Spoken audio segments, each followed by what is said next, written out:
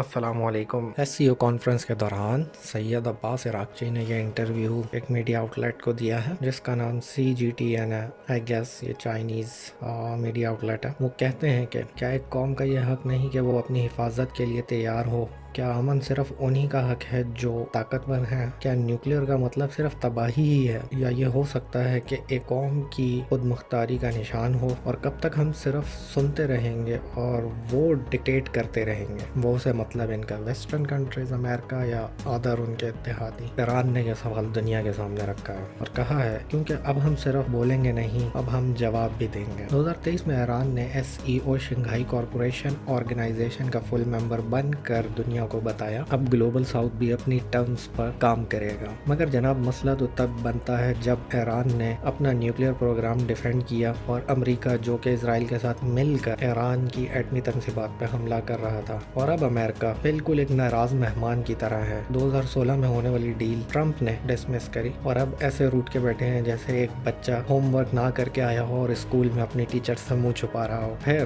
2016 کے بعد دھمکیاں، سینکشنز اور حال ہی میں نیوکلیئر فیسلٹیز پر حملہ۔ جی ہاں، نیوکلیئر فیسلٹیز پر حملہ، جہاں ریڈیشن صرف ایران کو نہیں انسانیت کو نقصان پہنچا سکتی تھی۔ ایران نے یہ بھی کہا ہے کہ IAEA کے ساتھ کارپوریشن بند کر دیا ہے کیونکہ ہمیں شک ہے کہ وہ ہماری سیکرٹ ڈاکیومنٹس اسرائیل تک پہنچا رہے ہیں۔ شک ہے نا۔ اور جب بات واپس نیگوسیشن کی آئی، ایران نے سیدھا کہا پہلے ملٹری آپریشنز اور آل دا ملٹری آپشنز سائڈ پہ رکھیں تب ہی بات ہوگی۔ ایسا نہیں ہو سکتا کہ ایک طرف آپ ہمیں دھمکائیں اور دوسری طرف آپ ہم سے بات کریں۔ یہ سب کچھ صرف ایک بات پہ ڈیپینڈ کرتا ہے کہ ویسٹ سچ میں امن چاہتا ہے یا صرف حکومت اور اپنی ہیجمنی امپوز کرنا چاہتا ہے۔ ایران کا جواب سمپل ہے، ہم جنگ نہیں چاہتے، مگر اگر تھوپی گئی تو ہم تیار ہیں۔ امن چاہتے ہو تو ٹیبل پر بیٹھو، ڈرونز اور بمبار طیارے مت بھیجو۔ یہ تھے جناب سید عباس عراقچی۔